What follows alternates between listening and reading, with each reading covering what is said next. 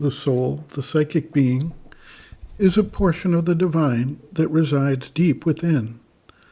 For most people, who are living in the surface consciousness primarily, the existence of the soul is a question mark, if they think about it at all. As we grow and face life's challenges, however, we may begin to wonder about why we are alive, what we are here to do, and how we came to live within a certain society, certain culture, certain family, under certain circumstances. As these questions begin to arise within us, we may begin to recognize that there is another influence, other than the mind, the life force, and the physical existence that guides our lives. We may also begin to recognize that there are higher powers of consciousness at work in the universe.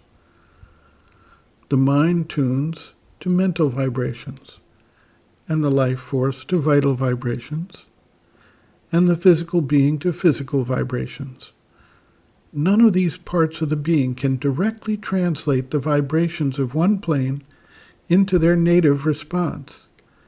There needs then to be a part of the being that can relate to and translate for the other elements of our being the vibrations of the higher ranges of consciousness, the spiritual consciousness. The soul or psychic being is the divine portion within us that has the capacity to tune to, receive, and translate to our external instruments of mind, life, and body the spiritual powers of the universe.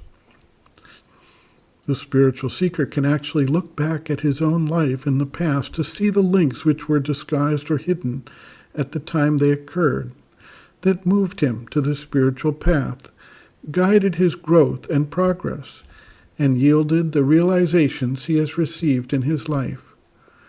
While it is not so simple for young people to reflect in this way, as the seeker matures, he has sufficient insight and experience to notice how his life was systematically formed and focused.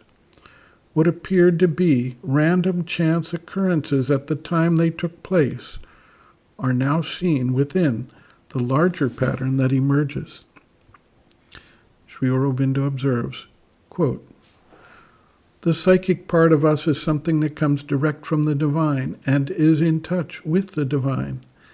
In its origin, it is the nucleus present with the divine possibilities that support this lower triple manifestation of mind, life, and body. There is this divine element in all living beings, but it stands hidden behind the ordinary consciousness, is not at first developed, and, even when developed, is not always or often in the front. It expresses itself, so far as the imperfection of the instruments allows, by their means and under their limitations. It grows in the consciousness by Godward experience, gaining strength every time there is a higher movement in us, and finally, by the accumulation of these deeper and higher movements, there is developed a psychic individuality, that which we call usually the psychic being. It is always this psychic being that is the real, though often the secret cause of man's turning to the spiritual life and his greatest help in it. It is therefore that which we have to bring from behind to the front in the yoga. The word soul, as also the word psychic, is used very vaguely and in many different senses in the English language. More often than not, in ordinary parlance, no clear distinction is made between mind and soul, and often there is an even more serious confusion for the vital being of desire. The false soul or desire soul is intended by the words soul and psychic, and not the true soul, the psychic being. The psychic being is quite different from the mind or vital. It stands behind them, where they meet in the heart. Its central place is there, but behind the heart rather than in the heart, for what men call usually the heart is the seat of emotion, and human emotions are mental vital impulses, not ordinarily psychic in their nature.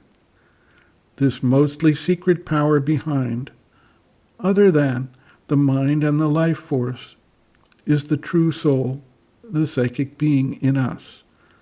The power of the psychic, however, can act upon the mind and vital and body, purifying thought and perception and emotion, which then becomes psychic feeling, and sensation and action and everything else in us, and preparing them to be divine movements. The psychic being may be described in Indian language as the Purusha in the heart, or the Chaitya Purusha.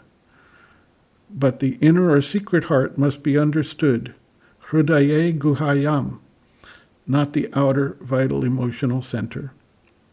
End quote. Reference, Sri Aurobindo and the Mother, The Psychic Being, Soul, Its Nature, Mission, and Evolution, Section 1, Meaning and Nature of the Psychic Being, pages 5 to 7.